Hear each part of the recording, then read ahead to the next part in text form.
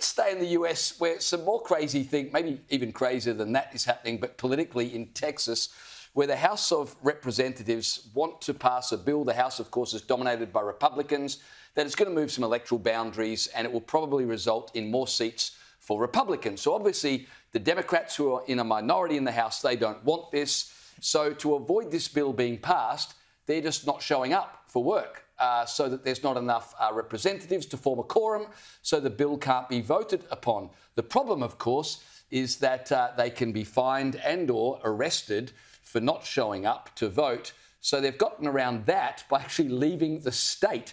So you've got Texan representatives, Democrats, who have now gone interstate so that there's no ability for them to be arrested for not showing up. I think it's been 3 days that they've refused to turn up to the House of Reps to do their job. The House of Reps will sit for another 2 weeks, and they're proposing that they may well not come back at all. Now, the problem with this, of course, is there are other bills that need to be passed. Flood relief bills.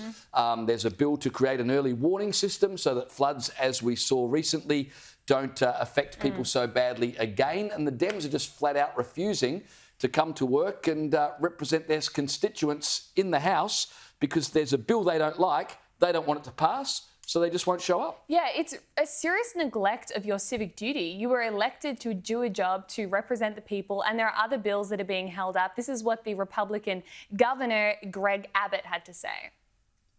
So they're leaving and they've left because they're very un-Texan. Texans don't run from a fight. And there's a fight going on in the legislature right now about redistricting as well as other things. But I'll make 2 quick points, Dana, about this. For one, to run to states like New York and Illinois to protest redistricting is kind of like running to Wisconsin to protest cheese. It's just kind of outrageous. Those are New York and Illinois are 2 hallmark states that have already done redistricting to eliminate Republicans.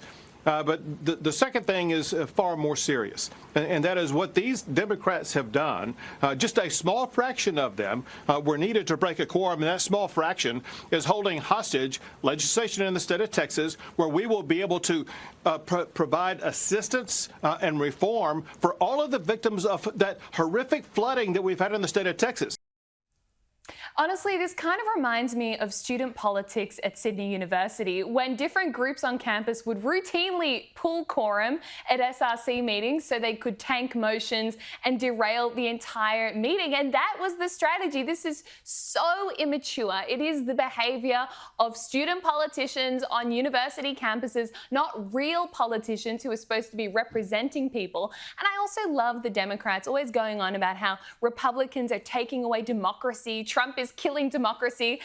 But as soon as there's a bill that they don't like, they just leave the state and shut down democracy. Well, so many, real politicians are former student politicians, so I suppose you can't teach an old dog new tricks, can you? I mean, you have to be able to roll with the punches in politics, and sometimes things go your way and sometimes they don't, and you just have to hack the fact that that's how it is. I mean, essentially what they're doing here is a blatant gerrymander. Yeah. And Greg Abbott has even acknowledged that it is basically a gerrymander, but it's legal for them to do it. So the Republicans, that's what the Republicans are doing. Yeah. So they know what they're doing, but it is legal. They've had the legal advice that says they can do it, and the Dems are now threatening to do it themselves in other states. So, all's fair in love and war. If that's what you can do, that's what you can do. Go for your life. It is within the law.